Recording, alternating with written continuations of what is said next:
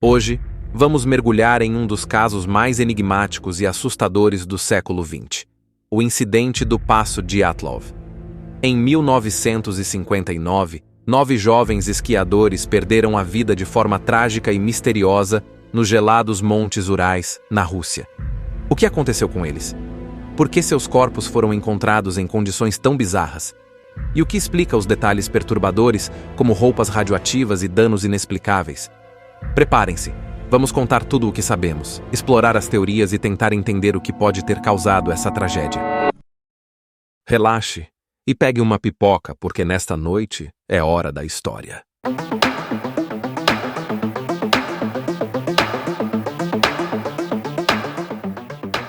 Foi uma noite gelada de 2 de fevereiro de 1959. Um grupo de 9 esquiadores, liderado pela experiência de Igor Dyatlov, que acampava próximo ao Monte Otorten, nos Montes Urais, uma região remota e coberta de neve na Rússia. O grupo, formado por jovens estudantes e montanhistas, estava em uma expedição de esqui, enfrentando temperaturas que chegavam a menos 30 graus Celsius. Tudo parecia sob controle, até que algo terrível aconteceu. No dia 26 de fevereiro, uma equipe de resgate foi encontrada no acampamento em um estado caótico. A barraca foi rasgada e os corpos dos esquiadores foram encontrados em situações perturbadoras. 2 dos corpos foram encontrados a cerca de 1,6 quilômetros do acampamento, próximo à linha das árvores. E aqui vem o primeiro mistério. Apesar do frio extremo, eles usavam apenas roupas íntimas. Como alguém, em sã consciência, tiraria a roupa em temperaturas tão baixas? Entre o acampamento e a linha das árvores, outros 3 corpos foram descobertos. Um deles apresentava uma fratura no crânio, mas os médicos da época concluíram que todos os 5 morreram de hipotermia. Até aí, a história já é estranha, mas fica ainda mais intrigante.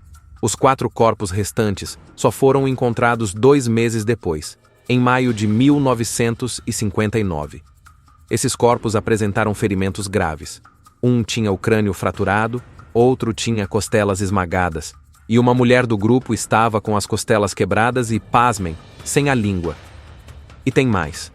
Esses 4 corpos encontrados depois estavam usando as roupas dos primeiros 5 esquiadores. Quando essas roupas foram comprovadas, algo ainda mais bizarro foi encontrado. Traços de radiação. Sim, radiação. E não era só nas roupas, havia vestígios de radiação por todo o acampamento. Que tipo de radiação? Não sabemos ao certo se era alfa, beta ou gama, mas a presença dela já é suficiente para levantar muitas perguntas. Os danos encontrados nos corpos eram tão graves que o pesquisador concluiu que não poderiam ter sido causados por uma força humana. Era como se algo extremamente poderoso tivesse atingido o grupo.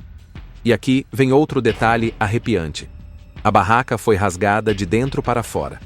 Isso mesmo, os esquiadores cortaram a barraca em pânico, como se estivessem desesperados para fugir de algo.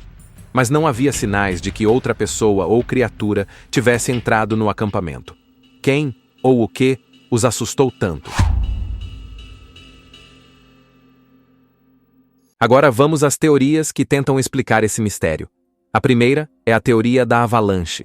Uma montanha de neve poderia ter soterrado a barraca, forçando o grupo a cortar de dentro para fora para escapar. Isso também explicaria a hipotermia, já que eles fugiram sem roupas adequadas. Há até um chamado despir paradoxal, em que vítimas de hipotermia, em um estado de confusão, sentem tanto calor que tiram as roupas. Mas essa teoria deixa lacunas. Como explicar a radiação e a língua desaparecida? Uma avalanche não parece capaz de causar esses detalhes tão peculiares.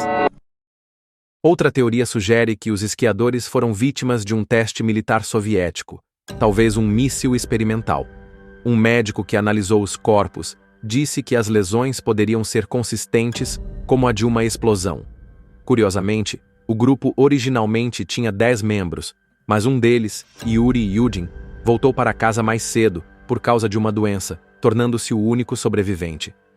Yudin ajudou a identificar os itens encontrados no local, mas alguns objetos, como um pano, esquis e óculos, que pareciam de origem militar, esses não foram citados por Yudin como pertences do grupo de esquiadores, Isso levou à especulação de que o exército soviético poderia ter encontrado os corpos antes dos resgatadores e tentado encobrir algo. No entanto, não houve sinais de explosão no local e nenhum registro de lançamento de mísseis foi encontrado. Será que o governo soviético escondeu algo? Agora, prepare-se para algo mais fora da curva.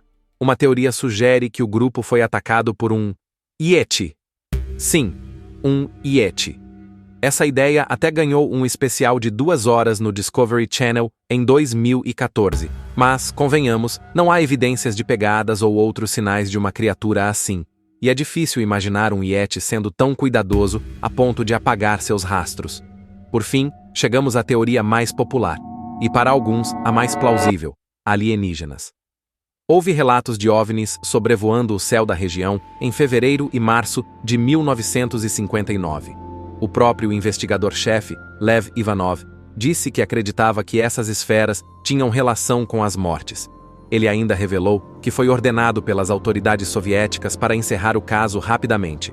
A teoria dos aliens poderia explicar a radiação, os danos causados por uma força sobre-humana e a ausência de rastros de intrusos. Afinal, se existem, os extraterrestres provavelmente sabem como não deixar pistas. No fim das contas, as autoridades soviéticas classificaram as mortes causadas por uma força desconhecida e indistinguível. Até hoje, o caso do Passo Dyatlov permanece sem solução. Algumas teorias, como a avalanche ou a do teste militar, parecem mais pé no chão, mas não explicam todos os fatos. Já as ideias de Yeti ou de extraterrestres são mais abrangentes, criativas, mas carecem de evidências concretas. O que você acha? Foi um acidente natural, uma conspiração militar, ou algo além da nossa compreensão? E aí, o que achou do mistério do Passo Dyatlov? Conta pra gente nos comentários. Você acredita em avalanche, teste militar, Yeti ou talvez aliens? Se gostou do vídeo, não esqueça de deixar aquele like. Até a próxima e cuidado com o que pode estar escondido nas montanhas. Essa foi uma história da série A Última Noite com Xvox. Obrigado por assistir a esse vídeo. Existem vários casos exclusivos como esse disponíveis no nosso canal. Então clique em se inscrever em Xvox e continue acompanhando. Qualquer suporte significa muito pra gente. Obrigado a todos por assistirem. Vejo vocês no próximo vídeo. Amo vocês e boa noite.